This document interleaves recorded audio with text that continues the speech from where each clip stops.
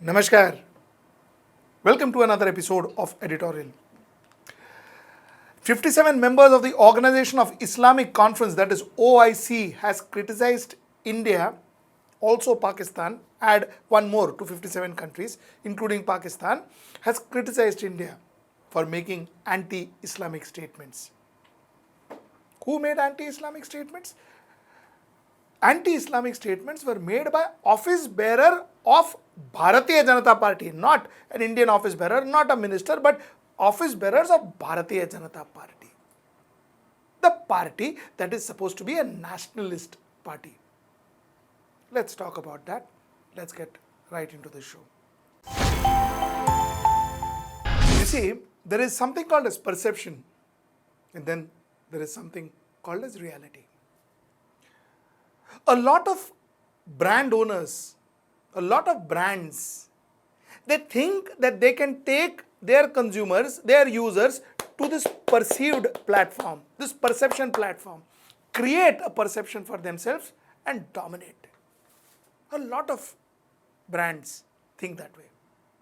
But you know, this perception back platform doesn't last much. It's a short-term platform. Poof. One day it just goes off, and then what is left is reality. But when the consumers actually find out the reality, the sufferer is always the consumer. I'll tell you what I mean by all of this. Lately, we have been told that our international image is like on the rise, and we are Vishwa Gurus, and you know, the whole world looks up to us, and all of that. That is what has been told to us. That, I say, is a perception. Now, any time or every time you hear things like, you know, we are Vishwa Gurus and we are the most popular country and all that, ask this very simple question: what does our passport rank? Because that possibly is one of the best barometers, one of the best report cards to find out what is the status of your country from a world perspective. And I will tell you why it is that so. You see, roughly, according to Wikipedia, you have around 195 countries. 195 countries which are listed in the UN, 193 listed in the UN, 2 observers. So 195, and there are 13 other countries. So roughly around 208 countries. In these 208 countries, a country like Japan has a visa on arrival entry to around 195 countries. Sorry, 192 countries out of those 200 countries. 192 countries. A Japanese can walk into those countries. That's respect. Singapore, same, 192.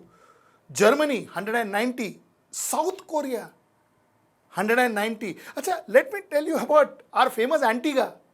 Antigua has 150 countries where an Antiguan citizen can walk into 150 countries without a visa. The country welcomes you. The country welcomes you because that's the respect that that country has for your passport. Country like St. Kitts, some countries like Barbados, these are Caribbean countries, West Indies, you know. 150, 140, 170 countries, they open their doors for those citizens. Come, they say, no problem. We respect your passport. You know, when it comes to India, how many countries we have? 60 countries offers us free, visa-free entry. 60 countries. Mere 60 countries. You see the difference? 192, 60. We are nowhere close to a Vishwa Guru and all that. We are nowhere close to that. Believe me, we are nowhere close to that. So while we talk, we say the whole world is looking forward. Entry nahi dega. Looking forward and all that, you know, clapping and, you know, giving you bouquet and all good. But faida kuch nahi hai. Common man doesn't get any benefit. You still have to wait for that UK visa. You'll have to still wait for a US visa. You'll have to still wait for a Schengen visa. You'll have to still wait for that. Koi visa deta nahi hai. You know why? Because that's the respect of your passport.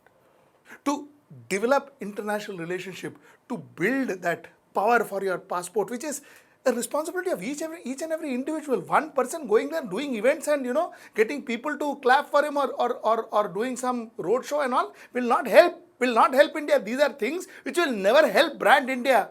But if you behave in a way where the world is envious of us, where the world is envious of our being secular, we having this diversity and yet having this kind of unity, that's when the world looks up to you, and that's when you possibly even try and become a Vishwaguru.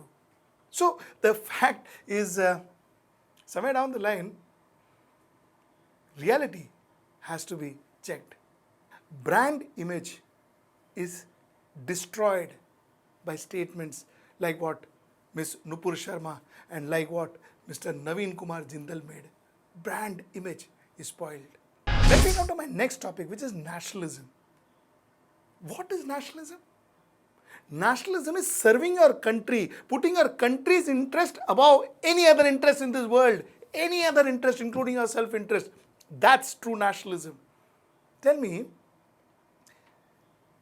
by insulting a religious head, a prophet or a religious personality, are you benefiting the country?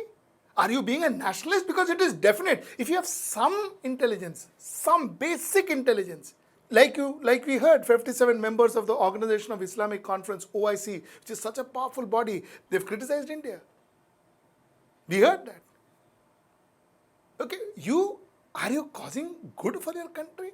Or are you damaging the reputation and possibly the prospects of your country? Because all these are linked economically. We trade with these countries, we buy things from them, we sell things to them. Our people go and work in those countries. So relationship is important. So are you helping it or are you harming it? And if you are harming it, how are you a nationalist? That's my question number 2. My question number 3 is personal.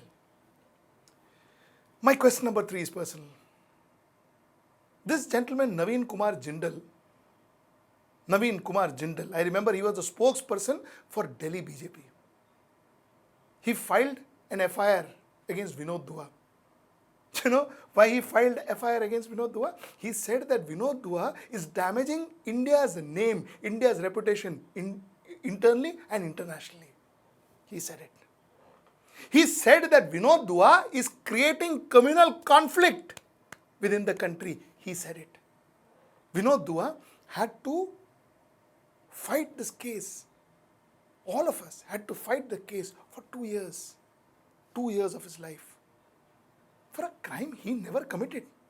Which of course the court proved. The FIR was quashed. So yeah, matter ended.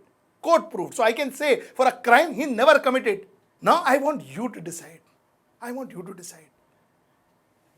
This man, Naveen Kumar Jindal, is today thrown out of BJP. You know why? Because he was thrown out because he insulted another religion, another religious personality. He was thrown out of BJP. Now, please pray tell me, who caused damage to India's reputation internally and internationally? This man or Vinod Dua? Who created communal conflict? This man or Vinod Dua? You know what this man had to say? Hear this out. पत्रकारिता के नाम पर जिस प्रकार से लोगों को जहर दिया जा रहा है, ये सबसे घातक है। विनोद दुआ जी वरिष्ठ पत्रकार रहे हैं और उनके मन में ना जाने क्या कुंठा है।